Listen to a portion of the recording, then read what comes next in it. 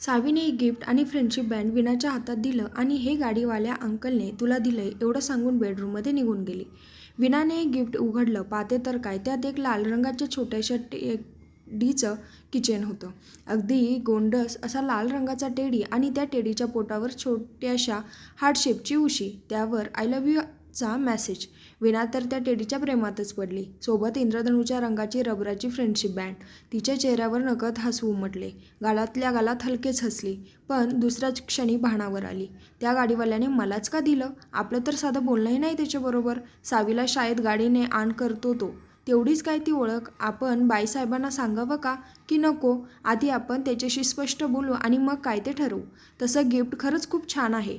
पहिल्यांदाच कुणीतरी आपल्याला दिले, असे अनेक विचार तिच्या मनात सुरू होते. विना दिसायला देखणी, अशी की बघता क्षणी कोणीही तिच्या प्रेमात पडेल. गोरीपान, सालस अशी मुलगी. शिक्षण जेमतेम. 6 महिने झाले सावीला सांभाळण्याची नोकरी करते. आई बाबा गावी राहायला. घरची परिस्थिती हलाखीची म्हणून विना मुंबईत सावीची देखभाल करण्याची नोकरी करते. महिना 4,000 पगारावर. सावीला शाळेत ने आण करण्यासाठी सावीच्या आईबाबांनी एक खाजगी गाडी ठरवली होती. त्याच गाडीचा ड्रायव्हर म्हणजे भूषण, सावीचा गाडीवाला. उंच, सावळा पण रुबाबदार दिसणारा. राहणीमान अगदी साधे. सावीचा आधीचा गाडीवाला थोडा स्त्रीलंपट होता. मुलीची जबाबदारी योग्य हातात असावी म्हणून त्याच्या जागी भूषणची गाडी निवडली. कारण बऱ्याच पालकांकडून त्याची रीतसर चौकशी करूनच निवड केली होती. हे विनाला बाईसाहेबांकडून माहीत होतं. दुसऱ्याच दिवशी सकाळी नेहमीप्रमाणे भूषण सावीला शाळेसाठी पिक करायला आला असता विनाने अगदी शांतपणे त्यास समजावले. विना, अहो तुम्ही असं गिफ्ट वगैरे देऊ नका. भूषण, ठीक आहे, असं म्हणत उशीर होत असल्याकारणाने सावीला घेऊन शाळेत निघून गेला. मग पुढचा आठवडाभर भूषण नेहमीप्रमाणे सकाळी सावीला शाळेत घेऊन जायचा आणि दुपारी शाळा सुटल्यावर परत घरी सोडायचा. एक दिवस विना स्वतः सावीला शाळेत आणायला गेली. भूषणही मागून गाडी घेऊन आला. शाळा सुटल्यावर आपली नेहमीची 5 मुलं गाडीत बसवली. सोबत सावी आणि विनाही गाडीत बसले आणि सर्वांना घरी सोडायला तो निघाला. विना ड्रायव्हर सीटच्या बाजूलाच बसली होती. तो काहीच बोलत नाही हे बघून तिने सरळ बोलायला सुरुवात केली. विना, अहो मला गिफ्ट आवडलं नाही असं नाहीये. छान होतं गिफ्ट, पण ना असं गिफ्ट वगैरे नका देत जाऊ. त्या दिवशी घाईत असल्याने त्याने तिच्या बोलण्याकडे लक्ष दिलं नव्हतं, पण आज मात्र त्याने पलटून विचारलंच. भूषण आश्चर्याने, कोणतं गिफ्ट? विना, हे काय? स्वतःकडच्या घरच्या किल्लीला अडकवलेले किचन दाखवत. भूषण, हे तुमच्याकडे कसं? मी 2 दिवस झाले माझ्या गाडीत शोधतोय. माझ्या गाडीतल्या मुलाने इथे फ्रंट मिररला लावण्यासाठी मला दिलं होतं. इतक्यात सावीचं घर येतं आणि बोलणं अर्धवट सोडून विना आणि सावी गाडीतून उतरून घरी जातात. दुसऱ्या दिवशी सकाळी नेहमीप्रमाणे शाळेत जाताना त्याने गाडीतल्या मुलांना विचारलं की इथे डेस्क बोर्डवर ठेवलेलं टेडीचं किचन कुठे आहे? तेव्हा सावी म्हणाली की ते तिने विनाला दिलंय. गाडीतली इतर मुले त्याला कारण सांगू लागली. मुलगा 1, अरे अंकल वो रोज आपको देखती है ना. भूषण, हाँ तो. मुलगा 2, आपको स्माइल देती है, आप भी उसको स्माइल देते हो. सावी, म्हणून आम्ही तुमची सेटिंग लावत होतो. भूषण, ए बाई, हे नसते उद्योग कोणी करायला सांगितले? घरी सांगू का तुमच्या? तुम्ही हे काय उद्योग करता ते? अभ्यासात लक्ष द्या थोडं. तशी सगळी मुलं घरी न सांगण्याची विनंती करतात. भूषण त्या दिवसापासून विनाला टाळण्याचा प्रयत्न करायचा, पण ती मात्र त्याच्या अशा टाळण्याने अजूनच त्याच्याजवळ ओढली जात होती. दिसायला देखणी असल्याने सतत तिच्या मागे मुलांची रांग असायची. तिच्याशी बोलण्यासाठी कारणे शोधायची, पण ती मात्र अगदीच साधी सरळ होती. भूषण सरळ मुलगा आहे, मेहनती आहे, कामधंदा नीट सांभाळणारा आहे. शिवाय सावी आणि आजूबाजूचे त्याच्या ओळखीचे पालकही त्याची तारीफ करत असे. त्याने तिला कधी नजरवर उचलून सुद्धा पाहिले नव्हते. नकळत त्याच्या चांगुलपणावर ती भाळली होती. एके दिवशी तिने घरच्या डायरीतून त्याचा मोबाईल नंबर मिळवला आणि त्याला घराच्या बाहेरच्या PCOवरून नेहमी फोन करू लागली. ओळख तर होतीच, पण त्याच्या बोलक्या स्वभावामुळे मैत्रीही झाली. त्यांच्या मैत्रीला आता जवळपास 1.5 वर्ष पूर्ण झालं. भूषण तिच्याकडे फक्त एक चांगली मैत्रीण म्हणूनच पाहत होता. आता हळूहळू विनाला भूषण आवडायला लागला होता. त्यांच्यात स्वप्नात ती गुंतलेली असायची. शाळा संपून मे महिन्याच्या सुट्ट्या सुरू झाल्या. शाळा सुरू असताना सावीच्या निमित्ताने त्याला बघता तरी येत होते, पण आता तर ते मुश्किल होते. शाळा पुन्हा सुरू होण्याची ती आतुरतेने वाट पाहत होती. तो दिसत नसल्याने ती खूप बेचैन असायची. एक दिवस तिने नेहमीप्रमाणे संध्याकाळी त्याला घराच्या बाहेरच्या PCOवरून फोन केला. आणि अर्धा तासासाठी भेटण्याची विनंती केली.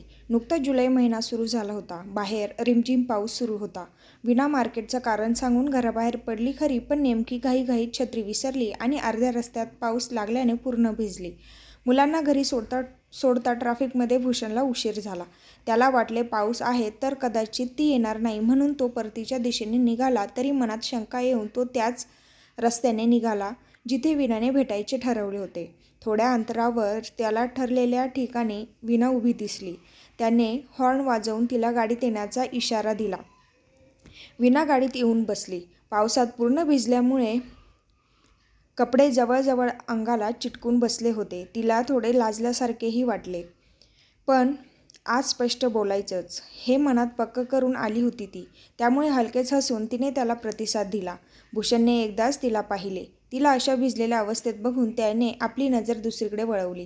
उगाच तिला अनकम्फर्टेबल होऊ नये म्हणून त्याला पण थोडी लाजच वाटत होती. असं गाडीत भर पावसात दोघेच बसून फारच अवघडल्यासारखे वाटत होते भूषणला. तो नजर चोरून शांतच होता. शेवटी विनानेच थेट बोलायला सुरुवात केली. विना, भूषण, तू मला आवडतो. मला आवडेल तुझ्याशी लग्न करायला. आज अहो-जाहोची जागा अरे तू रेने घेतली होती. भूषणसाठी हे अनएक्सपेक्टेड होतं. नुकताच तो करिअरमध्ये सेटल होण्यासाठी प्रयत्न करत होता. वडिलोपार्जित गाडीचा मुलांना ने-आण करण्याचा व्यवसाय वाढवत होता. गाडीधंद्याचं टेन्शन, त्यामुळे घरी होणारे वाद, व्यवसायासाठी अर्धवट सोडायला लागलेले शिक्षण, आईचं आजारपण या सर्वात विनासोबत मारलेल्या गप्पा त्याला सुखावत होत्या. तिच्यासोबत गप्पा मारताना तो बाकीच्या गोष्टी त्या वेळापुरत्या विसरत होता. आज असं अचानक विनाच्या बोलण्याने तो गोंधळून गेला. तसं तर विनालाही नाही म्हणण्यासारखं काही नव्हतं, पण त्याने तसा कधी विचारच केला नव्हता. भूषण, विना, तू खरंच चांगली मुलगी आहेस. तुला माझ्यापेक्षाही चांगला मुलगा मिळेल. मी तुझ्या तोडीचा नाही गं. तू इतकी सुंदर आणि गोड आहेस. मी हा असा रंगाने सावळा, आपल्याच टेन्शनमध्ये असणारा. विना, मला तुझा स्वभाव आवडला. साधं सरळ राहणीमान आवडलं. खूप मुलं माझ्या मागे मागे करतात, पण तुम्ही आजपर्यंत कधी मला नजर उचलूनसुद्धा पाहिले नाही. आत्ताही बघ ना, माझ्याशी बोलतोयस पण नजर मात्र चोरतच आहेस. भूषण, काहीच न सुटल्याने. आई वडील म्हणतील तसं. मला त्यांना दुखवून काही करायचं नाही. तू आधी तुझ्या घरी सांग. तुझ्या घरी होकार असेल तर मीही माझ्या घरी बोलतो, पण निदान तोपर्यंत तरी आपण मित्रमैत्रिणींचं जसं नातं आहे हे असंच असू देत. उगाच तू गैरसमज करून घेऊ नकोस. थोड्या वेळाने त्याने तिला घराजवळ सोडले. विना मनोमन खूप खुश होती. होकार दिला नसला तरी नकारही दिला नव्हता त्याने. तिने दुसऱ्या दिवशी सकाळी गावी आपल्या आईला फोन केला आणि भूषणबद्दल सगळं सांगून टाकलं. आईने बरं म्हणत विचार करून सांगते म्हणून फोन ठेवला. 15-20 दिवस असेच निघून गेले. एक दिवस अचानक विनाची आई मुंबईत आली. कसलंसं कारण देऊन विनाला गावी घेऊन गेली. 5-6 दिवस झाले विना गावी जाऊन. त्या दिवसापासून भूषणला तिचा फोनच नाही आला. तो तरी कसा फोन करणार होता, कारण विना नेहमी पिसेवरून कॉल करत होती. सावीकडून त्याला एवढंच कळालं की तिची आई तिला गावी घेऊन गेली आहे. एक दिवस घरी परतताना भूषणला अनोळखी नंबरवरून कॉल आला. भूषण, हॅलो. विना, पलीकडून दबक्या आवाजात. मी विना बोलते. भूषण, अगं तू आहेस कुठे? अचानक गावी गेलीस, काही सांगितलं पण नाही. विना, रडवलेल्या आवाजात. आज माझं लग्न आहे. आईने खोटं फसवून मला गावी आणलं. मी आता मुंबईची गाडी पकडून तिथे येते. मला तुझ्याशीच लग्न करायचं आहे. भूषण, मनात वाईट तर खूप वाटत होतं तरी. विना, असा मूर्ख विचार करू नकोस. तू मला फक्त 1.5 वर्ष ओळखतेस. माझ्यासाठी तू तुझ्या जन्मदात्या आईवडिलांचं मन मोडू नकोस. ते तुझ्या भल्याचाच विचार करतील. त्यांची निवड तुझ्यासाठी योग्यच असेल. त्यामुळे विसरून जा की तू कधी मला ओळखत होतीस आणि हसतमुखाने नव्या आयुष्याला सुरुवात कर. विना फक्त हुंदका देऊन रडत होती. फोन ठेवताना एवढंच म्हणाली, तू म्हणशील तसं, फक्त तुझ्यासाठी. आज नकळत त्याच्याही डोळ्यात अश्रू अनावर झाले होते. 6 महिन्यांनी एक दिवस सावीच्या आईने भूषणला थांबवून घेतले. त्याने विनासोबत लग्न करायला हवे होते. विना खूप दुःखी आहे. तिचा नवरा 1 नंबरचा दारुडा आहे. आईवडिलांनी चौकशी केली तेव्हा सगळं नीटच दिसलं, पण लग्नानंतर त्याचे खरे गुण कळले. कालच मी तिच्या आईला फोन केला होता तेव्हा त्यांनीच मला हे सगळे सांगितले. भूषण काही न बोलता निघून गेला. आपलं नेमकं काय चुकलं?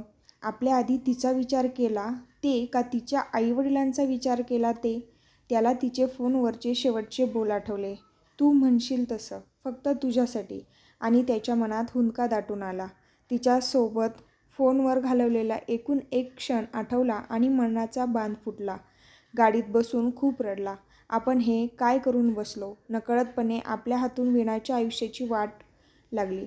तिच्या या परिस्थितीला आपण जबाबदार आहोत ही सल कायमची त्याच्या मनात घर करून गेली.